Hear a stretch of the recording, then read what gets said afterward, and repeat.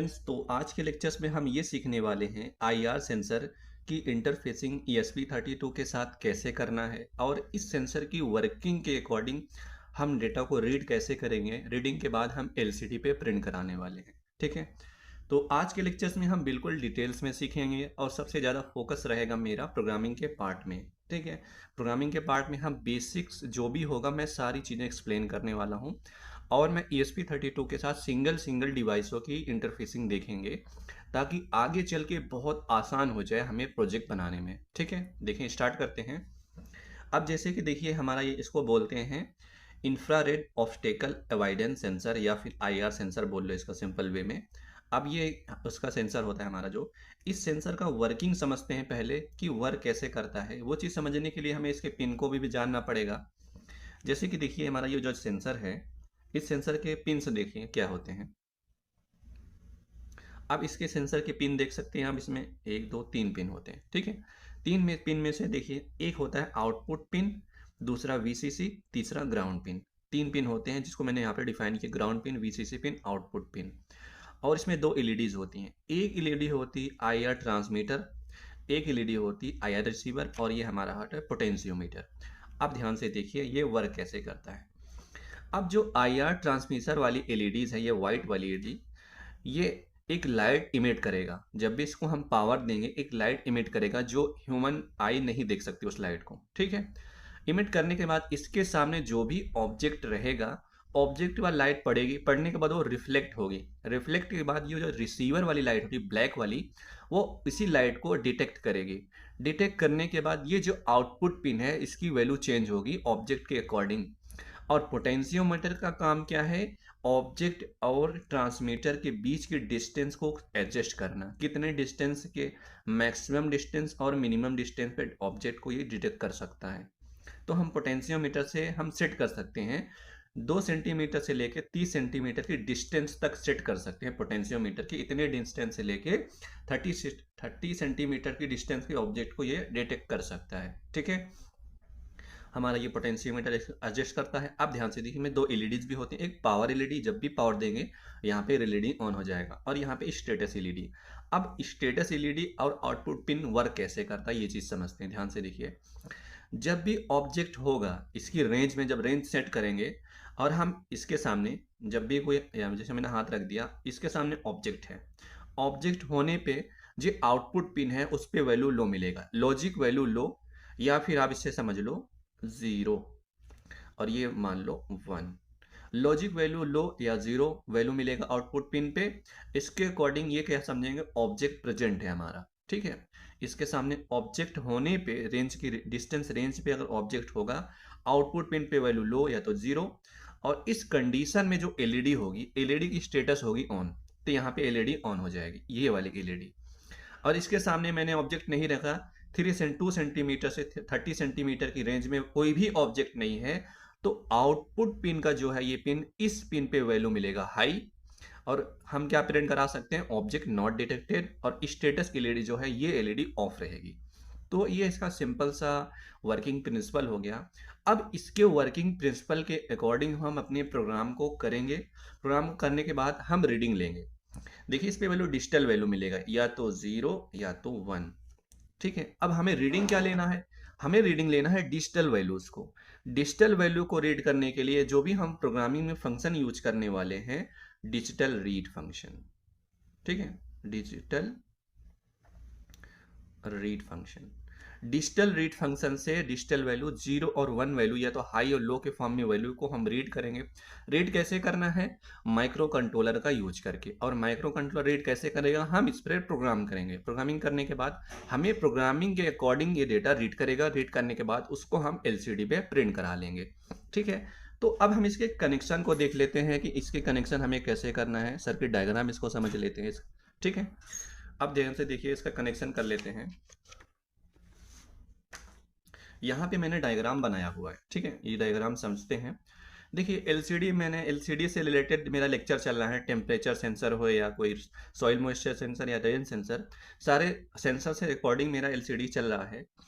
अब ESP32 सबसे पहले मैं क्या करूँगा, LCD को कनेक्ट कर लिया। ये मेरी LCD है जो मैं यूज करने वाला हूँ, ये वाली LCD।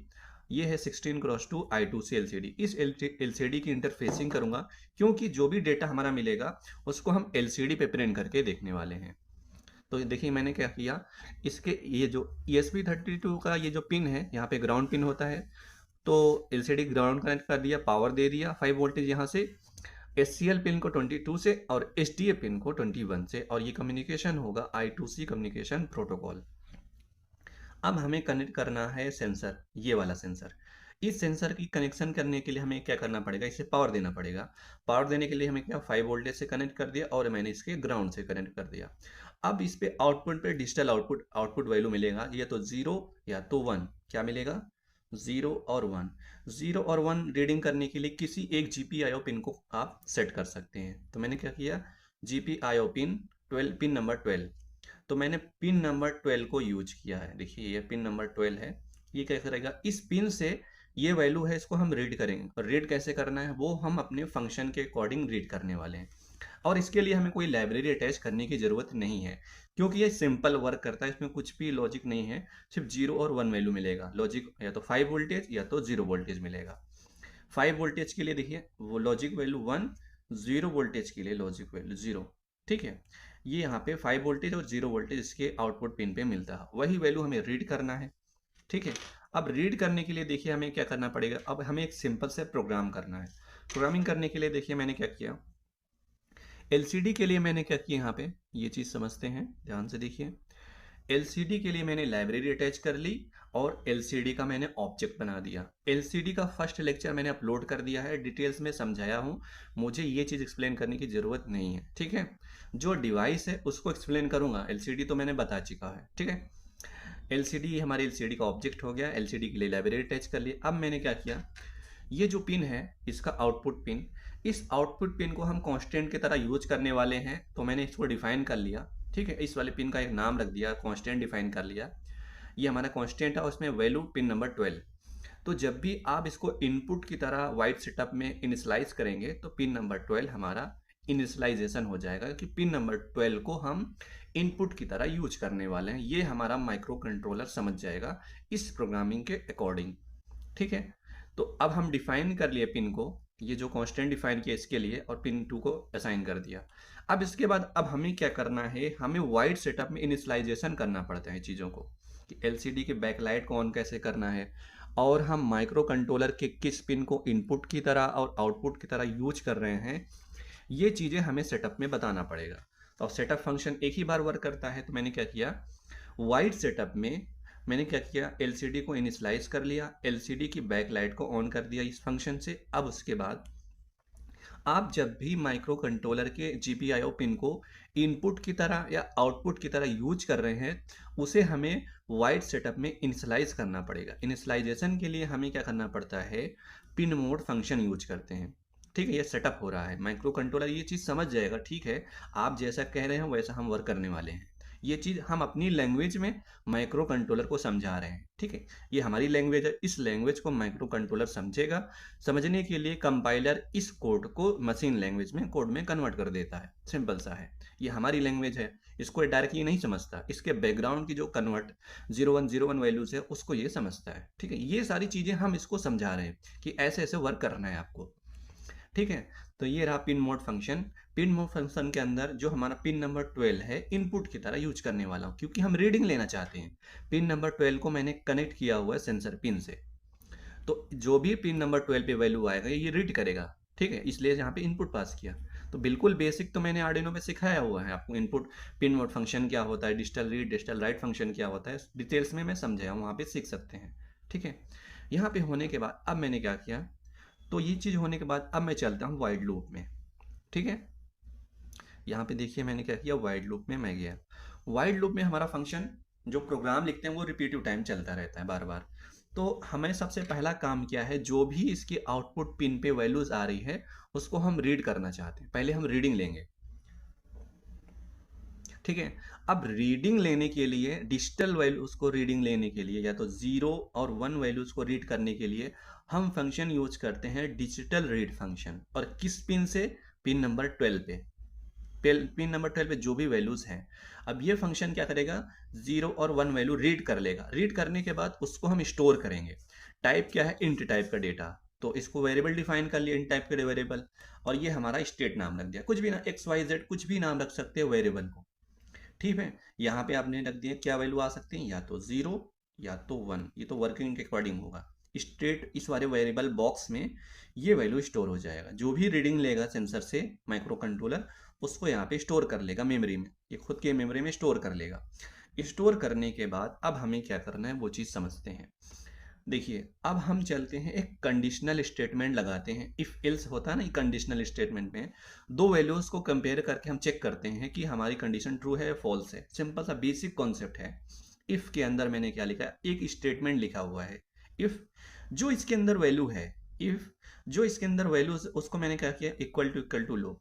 इसके अंदर अगर वैल्यू लो है, मतलब अगर इसके अंदर जीरो है, मतलब अगर रीडिंग ऑब्जेक्ट होने पे वैल्यू जीरो मिलेगा, इसके सामने ऑब्जेक्ट है तो रीडिंग मिलेगा जीरो, यहाँ पे स्टोर हुआ जीरो। और मैंने क्या किया, if zero equal to low, मतलब लो, जीरो मतलब लो होता है, ये कंडीशन ट्रू हो जाएगा। लो लो के इक्वल होता है, जीरो जीरो के इक्वल होता है, कंडीशन ट्रू हुआ। ट्रू होने के बाद अब हम चाहते हैं एलसीडी प्रिंट करा सकते हैं, चाहे तो हम एलईडीज को ऑन कर सकते हैं, रिले को ऑपरेट करा सकते हैं, यहाँ के प्रोग्राम में कुछ भी कर सकते हैं। फिलहाल के लिए मैं एलसीडी पे प्रिंट करूंगा चीज़ों को, ठीक है। तो मैंने क्या किया, एलसीडी को क्लियर कर लिया, एलसीडी के पोजीशन को सेट किया, और मैंने क्या प्रिंट करा दिया, ऑब्जेक्ट प्रेजेंट। क्योंकि देखिए, जब भी ऑब्जेक्ट होगा वैल्यू रीड करेगा जीरो, और जीरो यहाँ पे स्टोर हुआ, इस कंडीशन स्टेटमेंट के अकॉर्डिंग ये ट्रू हुआ। इसके ट्रू होने का प्रोग्राम यहाँ चला, यहाँ चलने पे मैं कुछ भी कर सकता। मैंने क्या किया, एलसीडी को क्लियर किया, पोजीशन सेट किया, पोजीशन सेट करने के बाद ये वैल्यू वहाँ पे प्रिंट करा दिया। अगर ऑब्जेक्ट होने पे ये वैल्यू कंडीशन ट्रू हुआ, अगर ऑब्जेक्ट नहीं है तो वैल्यू क्या मिलेगा, 1, तो यहाँ पे स्टोर हो गया 1।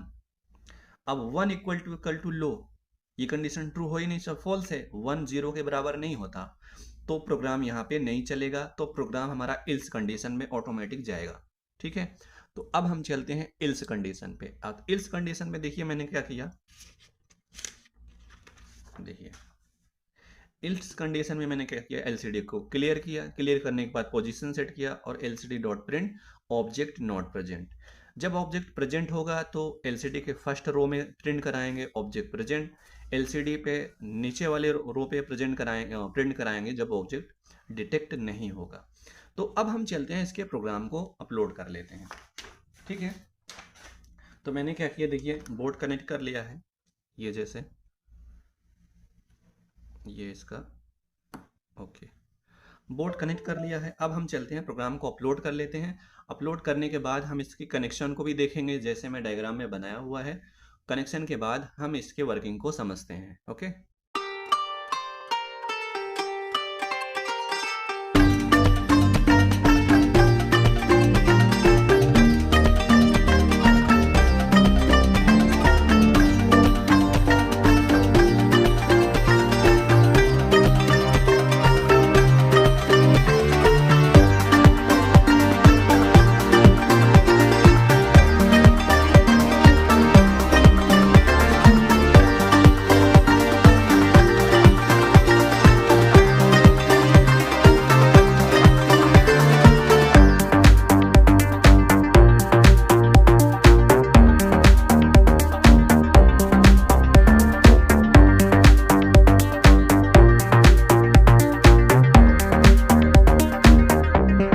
मैंने क्या किया, प्रोग्राम को अपलोड कर लिया है। अपलोड करने के बाद अब इसकी कनेक्शन को समझते हैं। सबसे पहले मेरा काम क्या है, एलसीडी को कनेक्ट करना, ठीक है। एलसीडी के देखिए एससीएल और एसटीए को पिन को मैं क्या करता हूँ, कनेक्ट कर लेता हूँ। ये दोनों पिन है, एसटीए और एससीएल पिन। देखिए इसमें क्या है, जो येलो वायर है एससीएल है, ठीक है। ये रहा इसका एससीएल पिन, एलसीडी का। एससीएल पिन को मुझे कनेक्ट करना है इसके पिन नंबर 22 से। तो ESP32 के बैक साइड में देखिए पिन मैपिंग की रहती है, यहाँ पे कुछ टेंशन नहीं है। यहाँ पे पिन नंबर 22 और इसका पिन नंबर 21, ठीक है। अब ये इसका बेसिक सा कनेक्शन हो गया है। कनेक्शन होने के बाद यहाँ पे देखिए क्या करना है, अब ये एलसीडी को हम कनेक्ट कर लेते हैं। अब इसे देखिए पावर दे देते हैं। इसमें ग्राउंड पिन होता है, यहाँ से 1 2 3 4 5, ठीक है। उसके बाद हम एलसीडी को ऑन कर लेते हैं। तो ये रहा हमारी एलसीडी, सिंपल से एलसीडी के कनेक्शन। यहाँ पे एक मिनट, ओके, यहाँ पे देखिए ऑब्जेक्ट प्रेजेंट आ रहा है, बाय डिफ़ॉल्ट अभी कनेक्शन नहीं हुआ है ये, तो एरर बताएगा ही, जो भी बाय डिफ़ॉल्ट जो भी वैल्यूज़ हैं, ठीक है। अब ध्यान से देखिए क्या करना है। अब हमें आईआर सेंसर को कनेक्ट कर लेना है, ठीक है। ध्यान से देखिए, ये रहा हमारा आईआर सेंसर, इसको हम कनेक्ट कर लेते हैं। ओके, ठीक है, ये रहा कनेक्शन। देखिए इसका जो आउटपुट पिन है, पिन नंबर 12 से हमें कनेक्ट करना है, ठीक है। तो ये रहा पिन नंबर 12। कनेक्ट करने के बाद ये इसका जो पिन है, ये वाला पिन, ये ग्राउंड पिन है, तो मैं क्या करता हूँ, ग्राउंड से कनेक्ट कर लेता हूँ। ग्राउंड से कनेक्ट करने के बाद मैं इसको पावर दे देता हूँ, ठीक है। ओके, अब आप ध्यान से देखिए चीज़ों को, कैसे क्या चीज़ें वर्क हो रही, ठीक है। ये ध्यान से देखिए, अब उम्मीद करते हैं ये चीज़ें आपको दिख रही होंगी स्क्रीन पे। यहाँ पे लिखा ऑब्जेक्ट नॉट प्रेजेंट, देखिए बाहर आ गया वो सब चीज़ें। यहाँ पे लिखा है ऑब्जेक्ट नॉट प्रेजेंट। अब देखिए यहाँ पे एलईडीज, देखिए एक ही एलईडी ऑन हो रही है, ये वाली एलईडीज, ये पावर एलईडीज है। अब ये एलईडी ऑन कैसे होगी, ध्यान से देखना। जैसे मैं इसके सामने हाथ रखूंगा तो यहाँ पे आएगा ऑब्जेक्ट प्रेजेंट और एलईडी स्टेटस चेंज हो जाएगी। देखिए ये डिस्टेंस देखिए, इतनी डिस्टेंस पे, इतनी डिस्टेंस पे हमारी वैल्यू रीडिंग मिल रही है। तो आप पोटेंशियोमीटर से डिस्टेंस की वैल्यू बढ़ा भी सकते हो, घटा भी सकते हो। 2 सेंटीमीटर से 30 सेंटीमीटर की रेंज में आप ले सकते हो वैल्यूज़ को, ठीक है। तो आप देख सकते हैं ये वर्क कैसे करता है। यहाँ पे प्रिंट वैल्यूज़ देखिए, यहाँ पे लिखा ऑब्जेक्ट नॉट प्रेजेंट, क्योंकि सेंसर के सामने कोई भी ऑब्जेक्ट नहीं है।